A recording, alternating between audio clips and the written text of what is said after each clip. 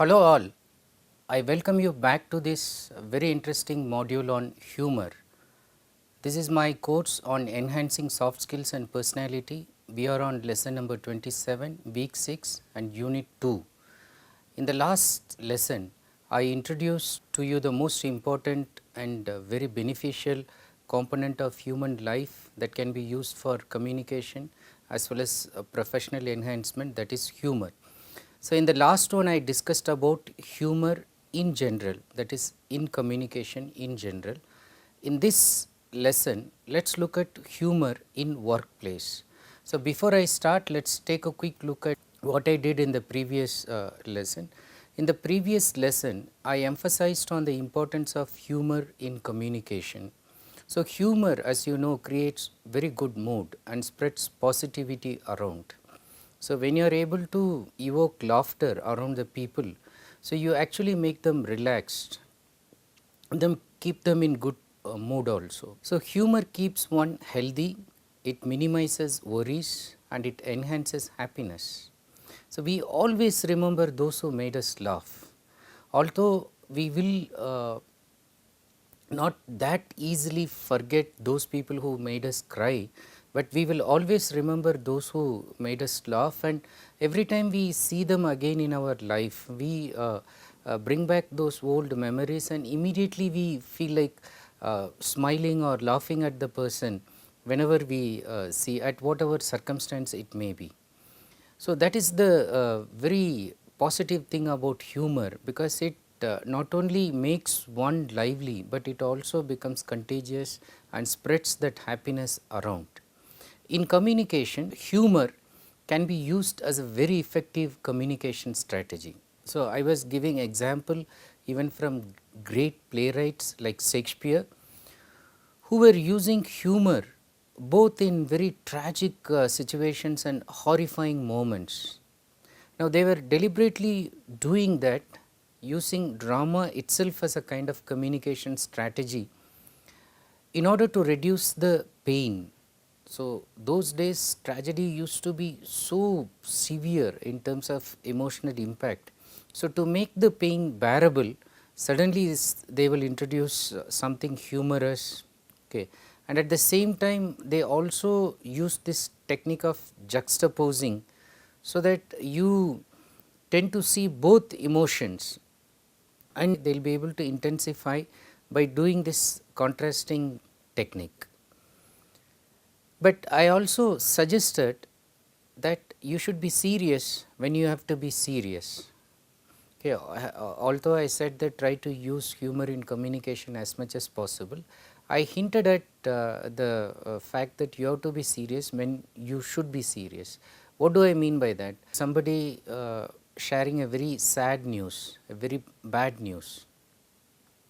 So, that is not the time to crack jokes or something, and then people are already in very intensely felt emotion, and then you cannot actually make them come out of it, and it will look very awkward, uncouth and then incongruous when you try to do that.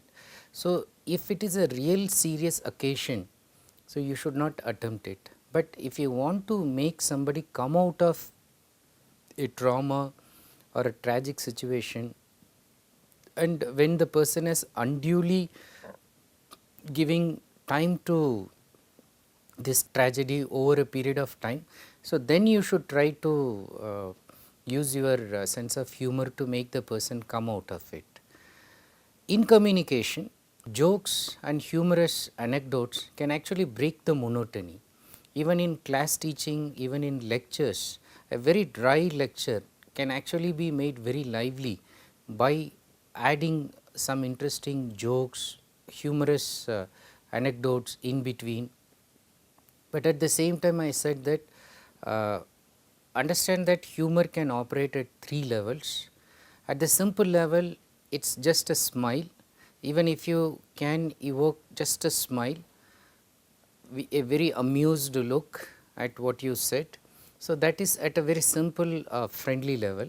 At a higher level, if you can actually cause belly laughter, make people roar in laughter, So, that is at a higher level, but at a lower level humor can go as low as being sarcastic or poking fun at others or belittling people by making fun in terms of their height, weight, etc., or making fun of somebody's religion or color. So, these things can also come under humor, but at the very low level, which you should avoid if you want to become a very professional person, and if you really are concerned about your soft skills, you should avoid this kind of humor. And if you ask me how to develop humor, so I mentioned in the last lecture that it's a very natural process, because we are all born with this innate sense of humor. So, it's always within us. So, it's only we need to revoke that sense. And in communication, humor makes you successful in transactions and helps you to convey a message effectively. So, I was saying that whether it is even interview or any kind of transaction, if you can make the person laugh, so you will be able to win the situation and you will be able to gain control of the situation using humor in communication. Now, in this unit, as I said, let us see how we can use humor in workplace, and before we start going to the workplace, I just want to say more about humor, and then how we can make this laughter and living as part and parcel of our life. So, instead of treating humor as a kind of extra added element, so why not we make it as part of our life. Now, in this regard, I remember attending the funeral ceremony of an eminent person whose dead face had a remarkable smile. So, even when the body was kept for the mourners to come and pay homage, what struck all of us was the smile that was on the face. How could a person die smiling? So, was he aware of the death, or was he taking it lightly? So, what was that was making this person give that smile at the point of death? Actually, the person just died of a very silent heart attack, and like people got up in the morning and found that the person passed away. But then the smile was something that everybody was talking about on a dead face, and people interpreted that as contentment of having lived a satisfied life. So, people said that he was very happy, so he was living a content life, that is why the smile came on his face. But I was thinking about that, and I was wondering, as how many of us can assure that we can die with a smile on our face? Can we say, like, even if I practice smiling every day, the day I die, will I have smile on my face? So, there is no guarantee that even if you want to do that deliberately, you can do it. And we know for sure that it is not possible to give any assurance in this regard, but we all know that it is possible to keep smiling when we are living. So, we cannot guarantee that smile will be on our face after our death, but we can guarantee that we can keep a smile on our face when we are living. So, that is the thought I want you to keep in your mind, and as I begin this lecture, I want you to think over this and then understand that laughing and living is possible. Okay, although you cannot guarantee whether you will laugh at the time of your death or after your death you will die laughing, you are not sure. And if you look at smile on people's face, don't we all like the smiling face of someone? So, you will always remember someone, it could be even the face of children or anybody whom you like, but if you analyze closely, you will find that the likeness is basically because of a very unique smile that you feel somewhat enchanted and attracted. And aren't humans captivating the hearts of others just by beautiful smiles? Sometimes just by giving smile, so people are able to captivate the hearts of others.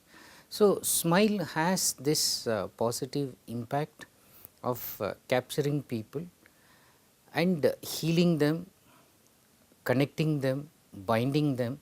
So the first lesson, the first point that I am making is that let's laugh as we are living this life. And then how do we do that? So every time when we look at the mirror, so just to remember to add that smile. You should remember that laughter can be therapeutic and contagious. So there is this laughter yoga where people do yoga and then laugh and then relax. There is this laughter therapy where completely they make people smile and heal certain uncurable diseases using this laughter. So it has even this medicinal value, but apart from that you should understand that laughter generally tries to connect your mind with the body. If you keep your mind cheerful, automatically it is keeping the body healthy. So in fact, if you look at how the word laughter originated, it originated from the Greek word gelos, that is gelos, which means laughter.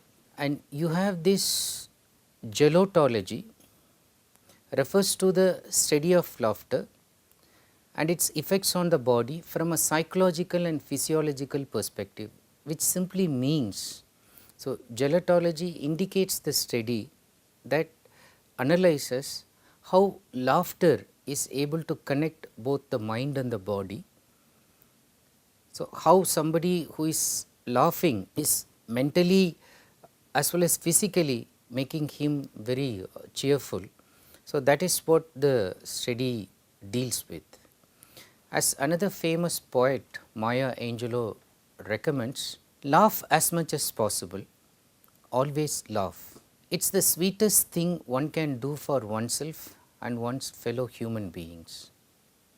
And as Langston Hughes points out, like a welcome summer rain, humor may suddenly cleanse and cool the earth, the air and you. So a room that is choked with, let us say, negativity and then lots of conflicts, suddenly somebody enters and then cracks very good jokes and then very well meant positivity is generated through the jokes. Immediately people feel that the entire room is somewhat like the heat is cooled off and people feel more comfortable, people gain trust with each other. Now, let us ask one simple question when I say that you should laugh and live this life and then you should practice laughing. I was curious and then I was trying to check this fact as how many times do we laugh, particularly in a day. So, can you guess how many times the following people laugh in a day when it is a 4-year-old children on an average and adults above 20 and adults above 40. So, how many times these people laugh in a day? Just try to make a guess. Do they laugh the same number of times or is there a difference, and how much is the difference? Now, when I try to find out answer to these questions, so I found an article and it was discussing these ones which I had referred to at the end of it. You can go through that in detail later. But the answer is this: the 4-year-old children on an average laugh for 300 times. The adults above 20, they laugh for about 15 to 20 times in a day. So, on an average it is like 17.5 times a day.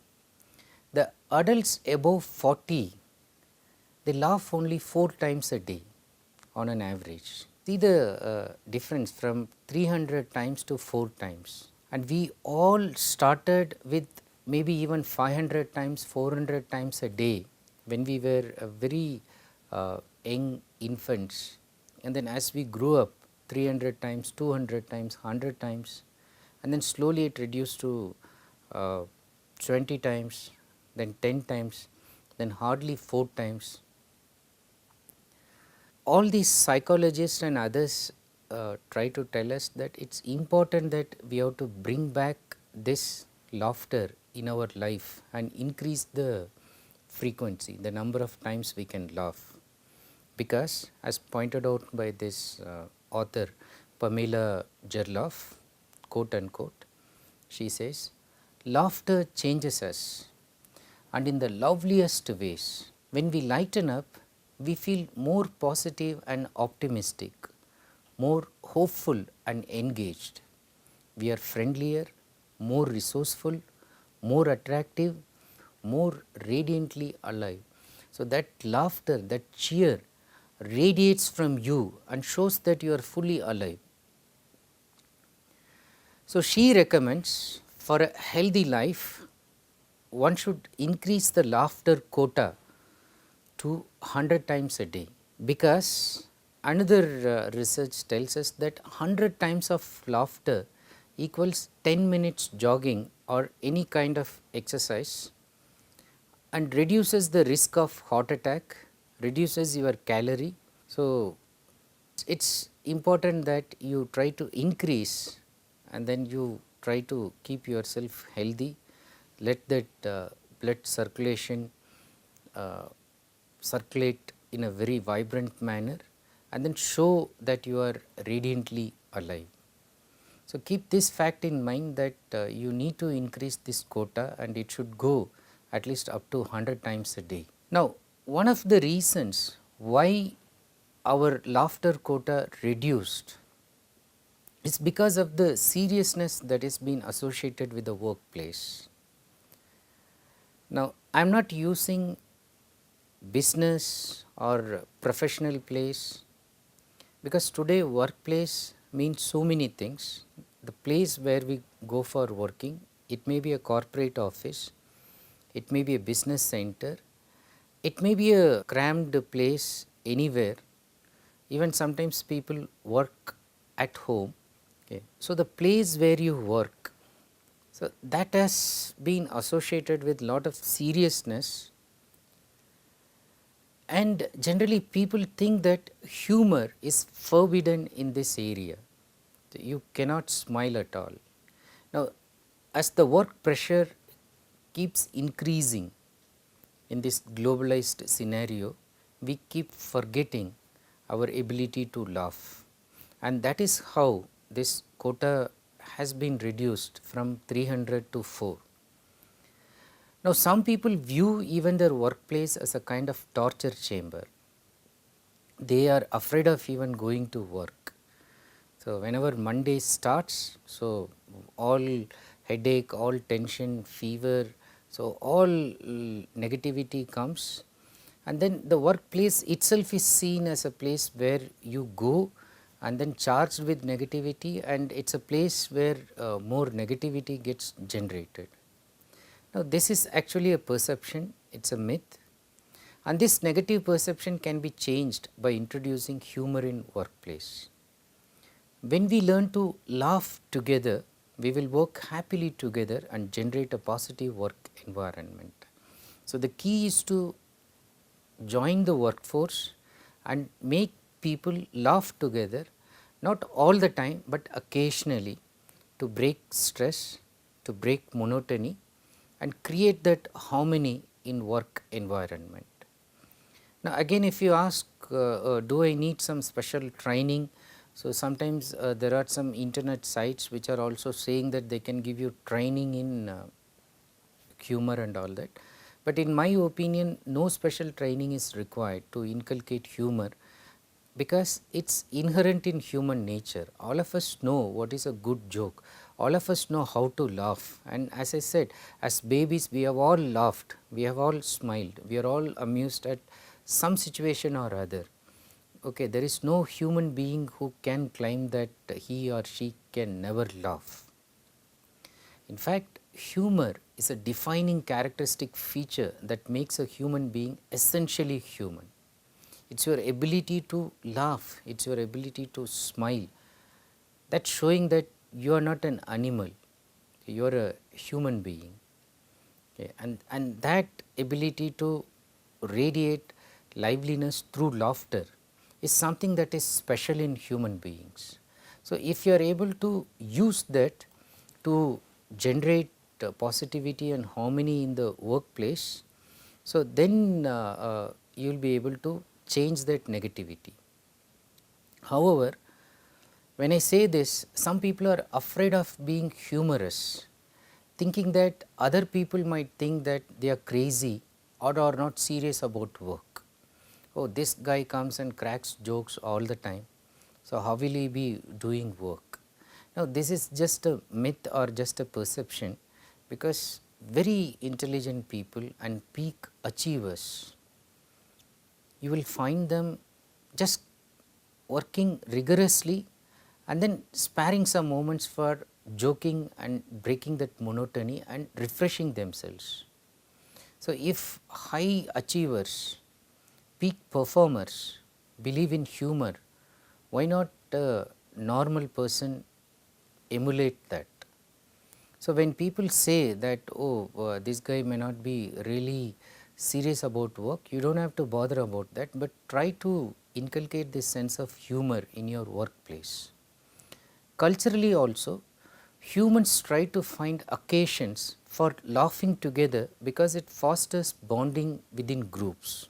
So, if you look at the reasons for people finding some occasion, whether it is a birthday party, whether it is anniversary, any happy occasion to get together, they just want to come and then share happiness, laugh and make this merriment together. So, we cannot neglect someone for being so serious in office, thinking that, oh, this person is not interested in being happy or laughing. It may not be true, because it is there in the gregarious nature of human beings to socialize and use humor as a function of socializing. And normally our life is very chaotic, but if you are able to see a comic sense overlapping all our chaotic routine, we will be able to handle problems easily. Because in all chaotic pattern, if you are able to just find something funny, so it will make you take a different perspective about the situation that is trying to overwhelm you. In workplaces today, in big multinational corporations and all that, humor is used very effectively in problem solving. One of the methods that is used for generating new ideas or resolving conflicts is brainstorming. So, people sit together and then they are given half an hour or 1 hour, and then they are supposed to come out with random thoughts. Now, often brainstorming is used to think out of the box and resolve problematic issues, but the brainstorming sessions, which had lot of fun and laughter, generated more creative ideas and solved problems quickly. So much research has happened in this area, identifying whether use of humor has actually helped in solving problems quickly, coming out with creative ideas. And one such research, which I have quoted here, indicates those who watched a comedy were measurably better at the task using insight than those who watched a horror film. So, in this research, people were made to watch horror films and comedy, and then both were put in different brainstorming sessions, but the ones who watched comedy, they were able to come out with original fresh insights. Again from the quote, or worse yet, a lecture about quantum electronics. So, a lecture about quantum electronics can be as uninspiring as a horror movie in terms of thinking creatively.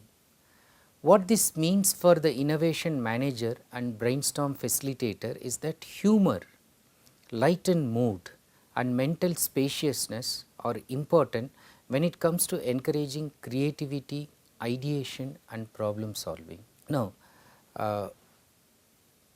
I try to convince you that it is important to introduce humor in workplace, and then I also mentioned to you that even in brainstorming, those people who used humor and fun came out with lot of original ideas, and there are enough research to indicate that.